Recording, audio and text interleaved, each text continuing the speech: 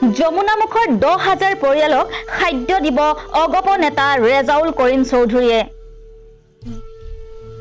যমুনামুখ সমষ্টিৰ প্ৰভাৱশালী ৰাজনৈতিক পৰিয়াল প্ৰয়াত খলিলুৰ ৰহমান চৌধুৰীৰ পৰিয়ালে সম্প্ৰতি দেশজুৰি লকডাউন ঘোষণা কৰাৰ ফলত যমুনামুখ সমষ্টিৰ 10,000 দৰিদ্ৰ পৰিয়াললৈ খাদ্য যোগান ধৰাৰ এক আঁচনি গ্ৰহণ কৰিছে।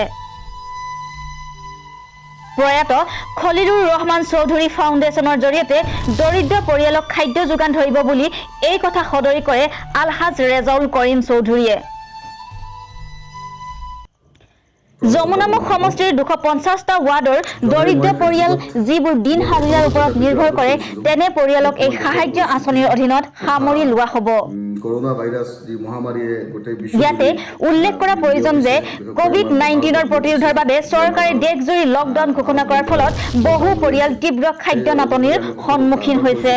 যাতে আমি সেই লকডাউন এনে অৱস্থাত যমুনামুখৰো বহু পৰিয়াললৈ নামি আহিছে ঘোৰ খাদ্য সংকট। এনে অৱস্থাত দবকাৰ চৌধুৰী পৰিয়ালে প্ৰয়াত খলিলুৰ ৰহমান চৌধুৰী ফাউণ্ডেশ্যনৰ জৰিয়তে 10,000 পৰিয়াললৈ খাদ্য যোগান ধৰাৰ অভিনৱ আঁচনি গ্ৰহণ কৰাত এই পৰিয়ালবোৰে নিশ্চয় সকাহ পাব। ওপৰত আজি এয়া এই সময়ৰ বাবে এক আশাপ্ৰদ খবৰ। শ্ৰমিক, কৃষক, দিন হাজিৰা কৰা মানুহ, বিধৱাসকলে বয়োজ্যেষ্ঠ ব্যক্তিসকল আজি উপবাসত বাস কৰিব লগা হৈ আছে। সেই ব্যক্তিসকল আজি তেওঁলোকৰ খোৱা বোৱাৰ নাটনি হৈছে। বিভিন্ন চ'ৰ্চৰ পৰা আমাক মানুহে যোগাযোগ কৰি আছে।